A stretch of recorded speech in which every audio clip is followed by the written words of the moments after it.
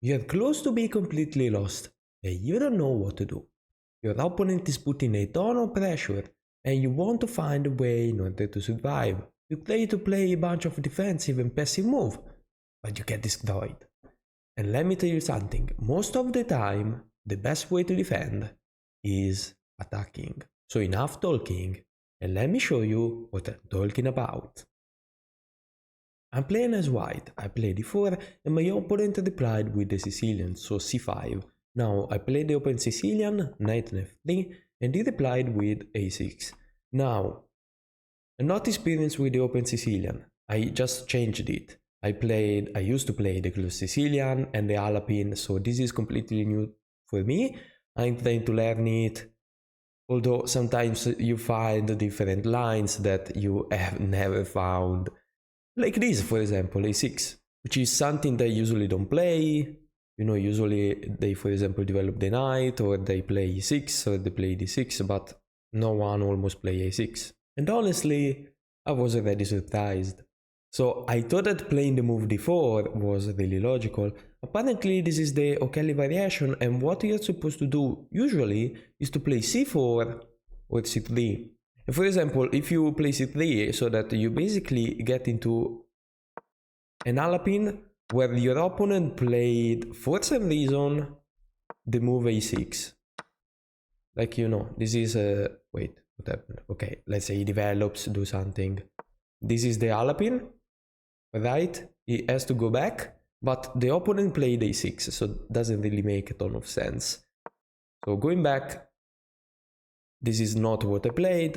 Obviously, I decided to play d4 because I thought it was really logical. This is usually the move you play. I didn't know that. I could have gotten a better Alapin. Otherwise, that's me, I would have gone for that. I decided to stop playing the Alapin because of the knight f6 line, not because of the normal one. So, I played d4. Now, my opponent decided to play the best move, which is taking. And now, if you take a look at this position on the Lichess database, you will see that a ton of time black is going to win, because this is pretty difficult to play as white for some reason. First of all, you cannot play e5 because there is the check. So I decided to play knight on c3, which is once again is the best move. Now he played e5, attacking the knight, and I played once again the best move, but pretty much the only one, which is knight on f3. In some lines there is the idea to play knight on b5, like not in the O'Kelly one, but you can play knight on b5, they attack you and you play knight on f3 and you can reroute it. In this case, I felt like this was pretty much the only logical move. The problem is that now they come with bishop on b4 and I was kinda shook, like I didn't know what to do. I was like, wait, am I already losing this game? Because this knight is pinned, this is going to fall. If I take, there is queen e7, I cannot take. There is no way I can take, so what can you do? I was starting thinking about something. I thought that maybe queen d3 could have been an idea, but I really didn't know. I thought about bishop on g5, but if I play bishop on g5, I don't know. You can still take, you can do something. So I decided to play queen on d3. Now, if I play queen on d3, you can still take. So this is really stupid, because my idea was to take with the pawn. So at this point I would have played something like this, you know. I had counterplay definitely, but this wasn't the most brilliant move ever, let's be honest. In fact, it is inaccurate. What you can do is not taking the knight, but you could just castle apparently, or play knight on c6. My opponent played a really logical move, and let me tell you something, I thought I was on the verge of losing this game right now, because this was really scary. You see, he's being really aggressive, he's attacking me, my pieces don't even make that much of a sense. This knight is bad, he's threatening this. For this reason, and by the way, the best move now is bishop g5. I was scared about this. I'm not really losing a piece because there is a3, but it's not something you play with this, let's say this. I decided to take. Now, I knew that after taking there is, for example, queen on e7. I wasn't too scared about queen on e7, to be honest. Let's say queen on e7 whatever. I guess there has to be a way to defend. Even f4 is not the scariest move ever. I might even threaten this in the future. Although you can castle, and this is really scary. So this is the starting position, okay? We have a bad position, we are on the verge of losing the game, because if I play another bad move, it's over. It's absolutely over. I played imprecise moves, but they weren't terrible. Like, it's -1. It's -1 if you understand why, and this game is a great example on how you should defend. So the best way to defend is playing active move. If you play passive moves, you're going to be destroyed. So my thought process was, let's say I do nothing. Let's say I play bishop d2. It's coming anyway. I can still take. I probably get destroyed because I haven't castled yet. Let's say you play this. This is really scary. So my idea was, if I remove an attacker, a really annoying one, I should have less problems. And this is a really scary move to play, but if you think about it, it does make a ton of sense. Now, you have to see that rook on e8 doesn't win the game on the spot, and that's why this is the best move.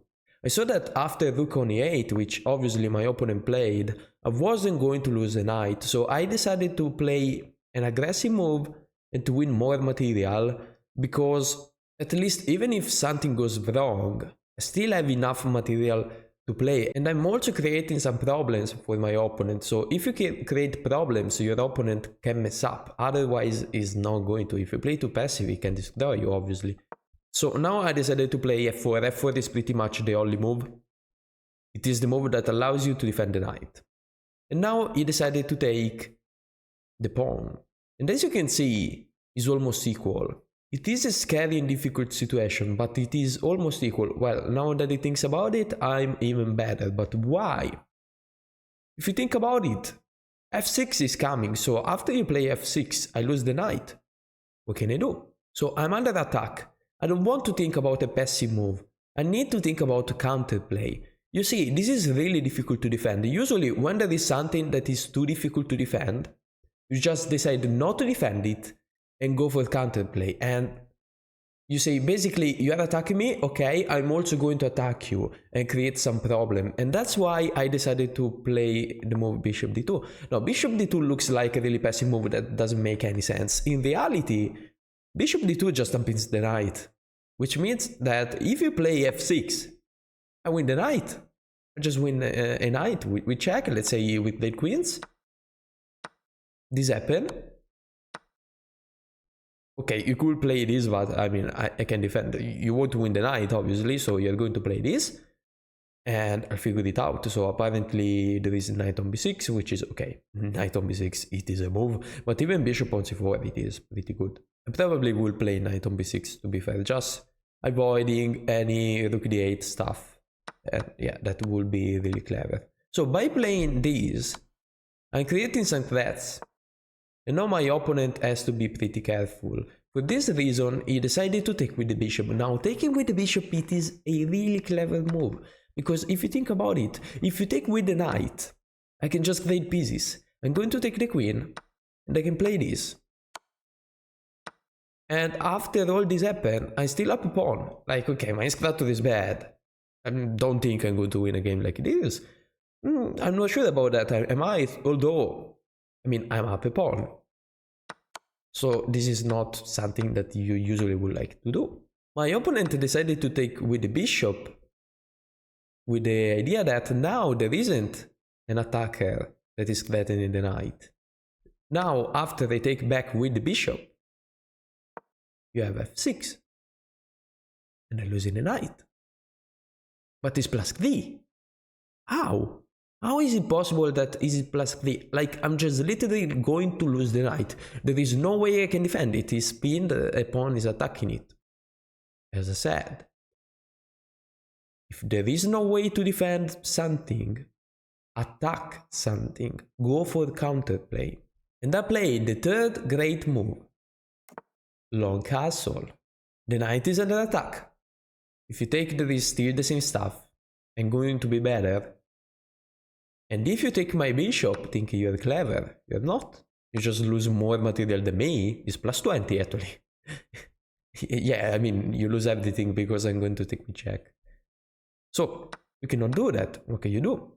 My opponent decided to defend the knight. And now I played the key move. You see, in this position you would say, okay, my knight is under attack, I need to move it so that I don't lose the knight. But what I was thinking in this position was, listen, my pieces right now are better than my opponent wants. Because you see, the knight is pinned. If you move the knight, I'm just going to take and be up a ton of material, so you cannot move the knight. The bishop is the only thing defending it. So why should I take the knight when if I attack the bishop, you cannot take it? What I mean with this is that if you actually take the knight in this position, it's good that you win a piece and I win a piece, but we are not trading. This is not a trade. Because the knight is pinned and I removed the defender of the knight. So now you're going to lose it. It's good that there is queen check, but I guess just bishop d2 GG. Yeah, bishop d2 has to win. Let's say you move the queen once again. I guess these wins. Again, you cannot take. So, this was a really clever idea. Because you cannot literally take. What you could do is, for example, moving the bishop, but again, I don't think you could do that either. Let's say you move the bishop on the only square that defends the knight, I'm just going to take the bishop. So you cannot even do that, to be fair. Apparently the move is queen c7. Queen c7. Queen c7, but I still win a ton of material. Oh, I think because you take this first. Is this the idea? So apparently I take, and now there has to be this. And now queen takes, so the queen has to take, I guess. On take, you take. Then much better because, okay, 5 pawns, 6 pawns. I'm up a pawn, but I'm going to be up 2 pawns. I just play bishop c4, I go back, and this pawn is undefendable. I mean, you could defend it with the knight, I just double rooks and do everything I want. If you defend it with the knight, it's on a lie square, so I can remove it with the bishop. Easy stuff, to be fair. Easy stuff. Should be quite easy to win the pawn. So yeah, that makes sense. Instead of playing that move, as you see, I'm creating problems to my opponent. I'm the one attacking now, and if you create threats and problems, usually they mess up and they decided to take. Taking is losing. Not because we win the knight. Be careful, if we win the knight, we are just trading pieces in this case. I mean, you can just take at this point. We are still better because we are at pawns. Although we win because we can take the bishop. Now, you cannot take with the rook because obviously it's defended. The knight is still pinned. There is the rook attacking the queen. So the only thing you could do is taking my knight with the pawn. But guess what? You played f6. And you never play f6. Bishop c4.